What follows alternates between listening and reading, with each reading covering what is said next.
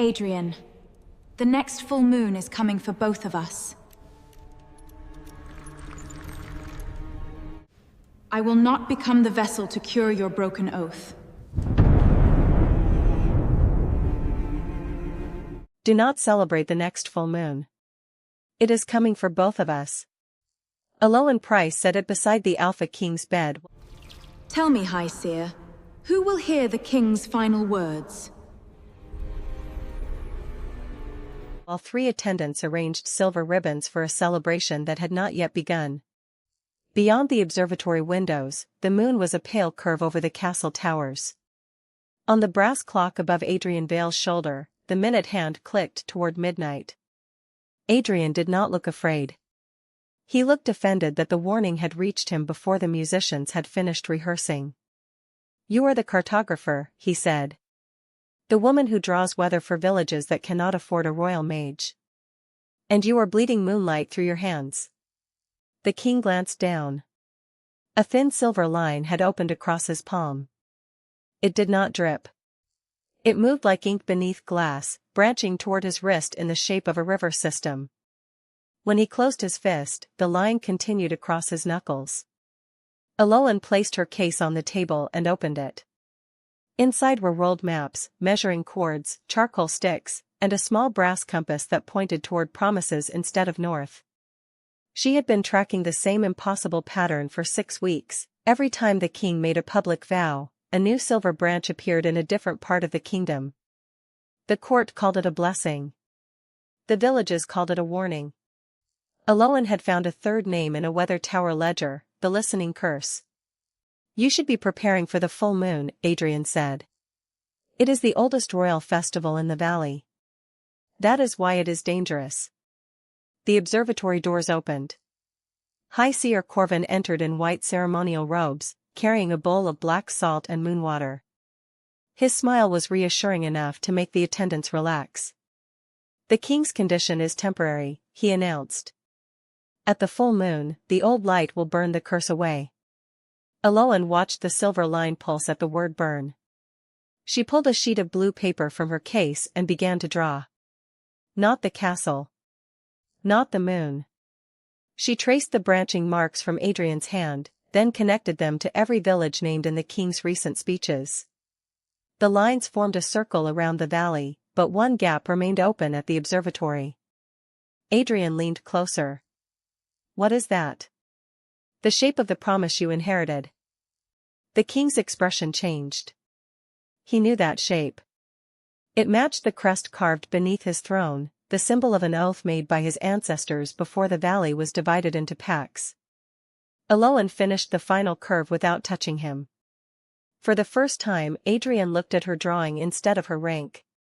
He realized she had mapped the exact shape of the curse before ever touching him. Elowen turned the map so Adrian could see the lines without standing over her shoulder. "A royal promise is not sound," she said. "It is a route. The moment someone hears it, the curse records where the promise travels." Adrian studied the blue paper. "You are saying every vow I make harms the person who hears it?" "Not harms. Carries. The burden waits inside them until the promise is fulfilled, withdrawn, or transferred." She placed a smooth moonstone at the center of the map. The silver branches shifted toward it. "The next full moon is not an ending. It is a collecting point. Every broken promise in the kingdom will return to the person standing here." "The king," Adrian said. "The person who hears the final promise." Before he could answer, Corvin brought the moonwater forward. The bowl reflected a sky with no stars. "A cartographer's fears are not a diagnosis," the seer said. "The ritual has protected the crown for 4 centuries. Then why has the curse changed its route?" Elowen asked. Corvin's smile held. His thumb pressed against a silver ring. "Because the king is under strain. Let the physician examine him." The royal physician, Dr. Sable, stepped from behind the attendants. She had been treating Adrian since the first mark appeared. "The mark records the cost of the water, and who paid." This woman carries the curse and seeks to destroy our crown. Here, then here, then here. They're all connected. She did not meet Elowen's eyes. In the council chamber that afternoon, Elowen laid her map across a long table. Ministers glanced at the ink and then at her traveling coat. A court mage asked whether weather maps were now considered law. Another suggested that someone from the outer villages might be frightened by ordinary royal ceremony. Adrian remained at the head of the table, but he did not silence them. Elowen noticed. He was testing whether she could hold the room without his authority. She tapped 3 points on the map. These are promises made to the western packs. A bridge, grain during winter, and protection from the river toll. All 3 were repeated by the crown. None was completed. And the people survived, said a minister. Survival is not fulfillment. Corvin offered the comforting cure then. At the next moonrise, Adrian would drink the moon water, stand inside a ring of salt, and let the full moon draw the curse out through his voice. The ritual sounded gentle. It required no blood, no chains, and no sacrifice. Elowen asked who would hear the king's final words. No one answered. That evening, she found a second countdown marker carved into the observatory floor, 7 silver notches, 1 for each night before the full moon. She knelt beside the first notch and felt warmth beneath the stone. Adrian entered without his guards. You were right about one thing, he said. The marks appeared after promises I made in public. He placed his hand on the map. The silver line leapt from his palm, crossed the paper, and burned itself into the drawn moon. Elowen pulled back as the map began to glow in her hands. The map did not burn. It changed. New lines appeared across the valley, thin as frost, connecting the royal roads to abandoned weather towers on the high ridges. Elowen recognized the pattern from old storm charts. The towers had once measured more than rain. They had measured the distance between a promise and the person forced to carry it. There are 4, she said. If I can read their instruments, I can find the first oath. Then we leave before dawn. Elowen looked up. You are not ordering me? I am asking whether I may come. It was a small change, but it changed the room. Adrian could have commanded an escort, a carriage, or an entire battalion. Instead, he waited for her answer. They rode to the northern tower with only 1 pack mule and a lantern covered in blue glass. The road climbed through pine forest, where old boundary stones leaned beneath moss. Elowen stopped twice to mark strange cloud formations. Adrian stopped with her, even when the wind carried the smell of snow. At the tower, they found a brass instrument frozen at the moment of a storm that had happened 200 years earlier. Elowen cleared the gears while Adrian held the lantern. Their disagreement began over the final dial. The arrow points to the palace, Adrian said. It points to the person who received the first promise. The palace is where the promise was made. That is exactly the assumption the curse wants us to make. She turned the dial toward the village below. The tower gave a low tone. Adrian watched the valley lights flicker. Inside the instrument, Elowen found a strip of vellum.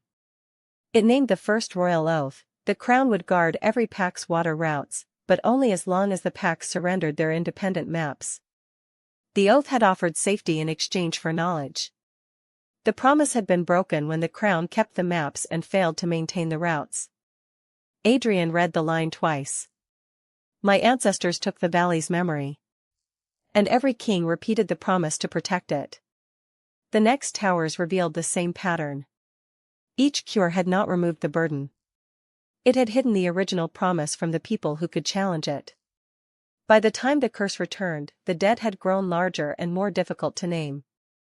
At the 4th... No, Adrian, you'll break it. See this counterweight here?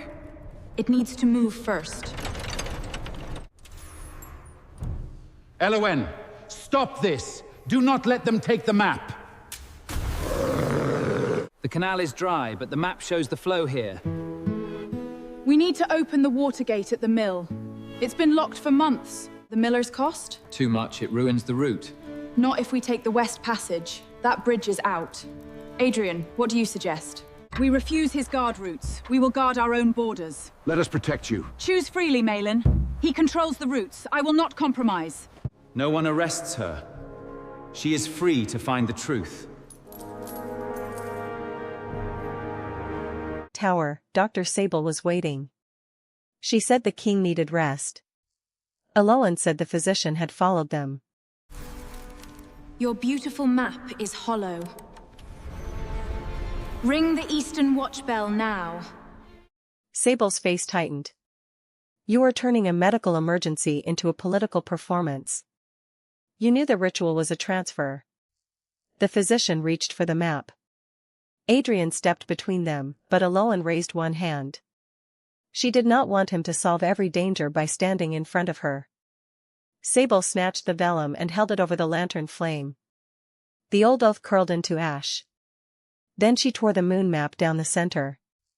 Some truths are dangerous because people believe they are entitled to choose, she said. The tower bell rang below them. On the valley floor, another silver notch appeared. The false cure began the following night in the Hall of Seven Windows. Corvin had transformed the chamber into a place of reassurance. White cloth covered the stone. Bowls of warm water stood beneath each window. Musicians played a slow melody that made the ritual feel older than any living witness. The court gathered behind a silver line painted across the floor. Adrian stood at its center in his black and silver cloak. Elowen watched from the edge with the torn map hidden inside her coat. Corvin spoke the first words of the cure. Adrian drank the moon water. The silver marks on his hands faded. A murmur of relief moved through the court. Then the palace wards began counting backward. 7 lanterns dimmed in sequence. 6. 5. 4. The music continued, but the musicians were staring at the floor. The silver line around Adrian brightened, and a second line appeared around the nearest witness. Elowen understood. The ritual was not drawing the curse out. It was assigning the burden to whoever heard the king's final promise. Corvin had arranged the court in a circle so the transfer would look like healing. Stop, Elowen said. Corvin lifted his hand.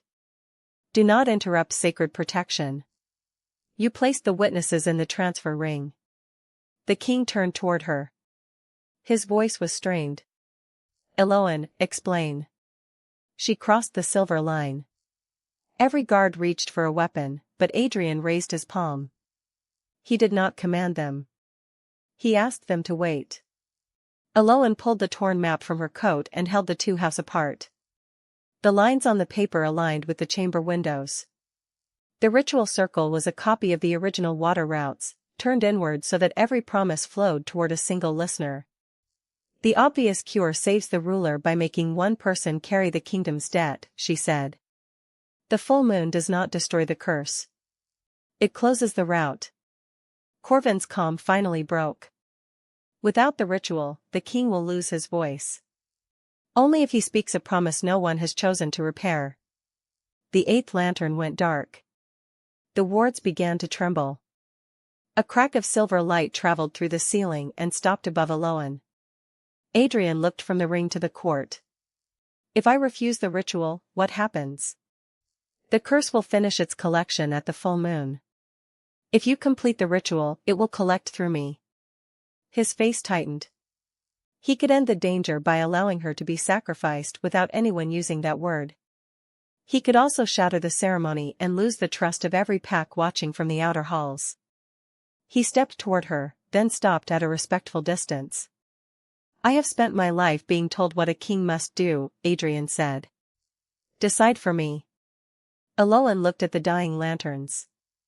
Then I decide that neither of us will consent to a cure built on silence. They left the palace before sunrise, not as fugitives but as a king and a cartographer carrying a question the court could no longer bury. Elowen's third path required them to trace the original oath to every pack that had benefited from it. If the curse was a route, each community had to choose whether to repair its part. No royal command could substitute for consent. Their first stop was a mill village where the old water channel had collapsed years ago. The villagers had built a wooden bridge across the dry bed. Adrian expected anger. Instead, an elderly miller asked whether the crown had come to inspect the bridge or to use it in another speech. Adrian accepted the question. He removed his gloves and walked the channel with the miller. Elowen drew the broken route while they spoke. The king learned that the village did not need a grand apology. It needed permission to redirect the water without paying a toll to a royal office that no longer maintained the gate. At the second village, a group of children showed Elowen a game played with colored stones. Each stone represented a promise heard by someone in the village. The red stones had been passed from parent to child for generations. Adrian crouched beside them. One child handed him a black stone and asked whether kings were allowed to lose. They are allowed to admit when they have, he said. Elowen saw the answer land harder than any speech. Adrian had never been taught how to be forgiven without being obeyed. At each stop, she recorded the exact promise, the person carrying it, and the repair the community considered fair. Some wanted roads. Some wanted water rights. One pack wanted the return of maps taken from their grandmothers. The silver lines on Elowen's paper shortened whenever a pack agreed, but the full moon remained 3 nights away. The last village stood beneath a ridge where the bells had not rung in a decade. Pack leader Malin met them at the gate with 12 armed escorts, though no one raised a weapon. Corvin had reached her first. He had promised protection from neighboring packs if Malin refused to release the old water maps. You call this consent, Malin said. But the crown has arrived with a countdown. Elowen folded the map. Then do not answer tonight. Adrian looked at her, surprised. If they say yes because they fear the moon, the curse will know, she continued. We need a choice that survives the danger. Malin studied them both. And if we say no? We return to the palace and face the consequence without turning you into our cure. The pack leader opened the gate only wide enough for them to leave. Behind it, the bells remained silent. As they rode away, Adrian's voice weakened. The curse had begun to take the words he used most often. Elowen realized the next sacrifice would not be her body. It would be his ability to ask anyone for help. By the time they reached the capital, Corvin had named Elowen a curse carrier. Her face appeared on notices at every gate, beside a warning that she had deceived the king and threatened the valley's safety. The language was careful. No accusation was specific enough to disprove, and no sentence was cruel enough to sound like a threat. The royal guard surrounded Adrian in the lower courtyard. Their commander asked him to place Elowen under protection until the full moon passed. Protection from whom? Elowen asked. The commander did not answer. Adrian's fingers tightened. The silver marks had reached his throat. He tried to speak, but the curse caught the first word. What came out was a broken breath. Corvin arrived with the council behind him. The king cannot govern while the carrier manipulates him, he said. Release her, and the guard will remain loyal. Adrian looked at Elowen.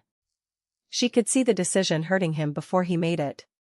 He raised his hand and pointed toward the open gate. The commander understood. You are releasing her? Adrian nodded. The royal guard lowered their spears, not toward Elowen but toward the king. One by one, they removed the silver clasps that marked them as his sworn protectors. They would not follow a ruler whose voice had become a weapon against his own choice. Adrian lost command before the whole courtyard. Elowen wanted to stay, but he pointed again toward the assembly hall. His eyes said what his voice could not, lead them where I cannot. Inside, the court waited for a royal order. Elowen gave them a question instead. Who here has heard a promise from the crown and carried it after the promise was forgotten? No one moved at first. Then an old archivist raised her hand. A roadkeeper followed. A young guard stepped forward with a silver line across his wrist. Their stories were not identical. That was the point. The curse had made them witnesses, not subjects. Elowen placed the 4 Weather Tower records on the table and explained the rule without asking anyone to believe her. Every testimony matched a line on the map. Every broken promise ended at the palace.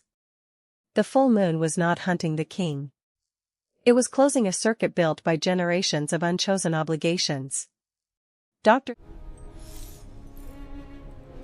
Will every promise I make eventually become a heavy burden?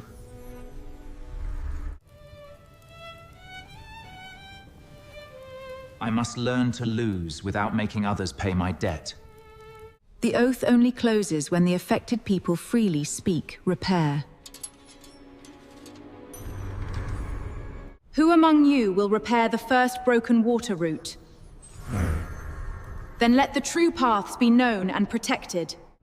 One by one, the people claim their roots and speak repair. May we walk this path together, not as rulers, but equals. Sable entered carrying the ashes of the destroyed vellum. She admitted Corvin had ordered her to erase the first oath from the tower. She also revealed the final condition. The curse could end only when the oath was spoken by people who freely chose to repair it, each naming what they would give and what they would no longer surrender. Adrian stood at the hall's edge, voiceless and unguarded. Elowen turned to the people. Then we will not ask whether the king deserves saving. We will ask whether the valley is willing to stop repeating the bargain. At the next full moon, Elowen opened the observatory to everyone. The royal court had expected a sealed chamber, a private ritual, and a king restored by dawn. Instead, the doors were removed from their hinges. Village delegates stood beside palace ministers. Millers shared benches with wardens. The former royal guard took positions at the windows, not as servants but as witnesses. Adrian entered last. Without his cloak clasp and without a guard at his side, he looked less like a symbol and more like the man who had walked a dry channel beside an old miller. The silver lines on his hands had reached his chest. Corvin arrived carrying a new moon map. It was beautiful. Too beautiful. The ink showed every pack already agreeing to repair the oath. The map promised a perfect circle, with no disagreement and no cost. Elowen did not touch it. She walked to the eastern window and listened. One bell rang in the valley. Then another, a half-beat late. The second bell belonged to Malin's village, the pack that had refused them. Its sound did not match Corvin's map. Elowen spread the 4 tower records across the floor. She aligned the stars visible through the windows with the old water routes. The forged map placed the eastern village 2 miles north of its true position. You copied the oath, she said. You did not listen to the people who carry it. Corvin's eyes hardened. A kingdom cannot survive if every promise requires permission. Then it is not a promise. It is a command wearing a kind face. He lifted the map. The silver ink rose from the paper like smoke and struck the observatory ceiling. The wards began counting backward again. Adrian reached for Elowen, then stopped. He could not speak, but he could choose. He took the royal seal from his belt and placed it on the floor between them. Elowen understood. He was admitting that the crown had no right to finish the oath alone. She faced the assembly. The first promise was protection in exchange for the valley's maps. The crown took the maps. The crown failed to protect the water routes. Tonight, no one will be asked to return what was stolen for free. The miller spoke first. His pack would reopen the water gate. The archivist offered the original maps. The roadkeeper offered labor, but not another unpaid season. The former guard offered protection for the assembly, but not obedience to a silent king. At the eastern window, Malin's bell rang again. She had come after all. Corvin tried to trigger the transfer by speaking the old royal wording. The silver ring flashed around Elowen's feet. She stepped out of it. No, she said. Not unless I choose to hear you. The ring vanished. The moon reached its highest point. Adrian lifted his eyes to the people, and the first sound he made was not a command. It was a question, rough and incomplete. Will you? The answer did not arrive as one perfect voice. It came from the miller, who agreed to open the water gate if the crown returned maintenance rights to the village. It came from Malin, who agreed to share the old maps if the Eastern Pact kept authority over its own borders. It came from the archivist, who offered to publish the promises in a record no ruler could seal without public notice. One voice at a time, the valley repaired the oath by changing it. Adrian could not speak the royal words. The curse had taken his voice because the old wording belonged to a system that confused being heard with being obeyed. Elowen stood beside him, but she did not speak for him. She asked the final question. Do you consent to a covenant where the crown protects the routes, the pacts keep their maps, and every promise can be challenged by the people who carry its cost? The answer rose unevenly, with hesitation and disagreement. That was what made it real. No one was forced to sound grateful. No one was asked to pretend the old harm had vanished. When the last voice joined, the silver lines on Adrian's chest separated like threads released from a knot. They did not fly into Elowen. They traveled through the map, down the recorded water routes, and into the hands of people who had named their choices aloud. The full moon did not burn the curse away. It closed the circuit because the circuit no longer ended in one person. Corvin's forged map fell blank. The old seer was not dragged away or humiliated. He was removed from the council and required to answer every village whose promise he had hidden. The court wanted a spectacle. Elowen gave them a process. At dawn, Adrian's voice returned as a whisper. What happens to the crown? He asked. Elowen placed the clear moon map on the observatory table. It becomes accountable. He looked at the map, then at her. And you? The council had offered Elowen a title that sounded ornamental. She refused it and wrote her own, royal map keeper, with authority to audit every ward, route, and public promise before it could become law. Adrian signed the new covenant in front of the assembly. He did not ask her to stand behind him. He moved to her side. May I walk beside you? He asked. Elowen studied his face. The question was not a claim, and the answer did not need to be forever. For today, she said. They walked from the observatory as the first sunlight reached the valley. On the table behind them, the map remained clear, no glowing curse, no hidden route, no single person carrying what belonged to everyone. The next full moon would still rise. But it would no longer be waiting for someone to suffer in silence.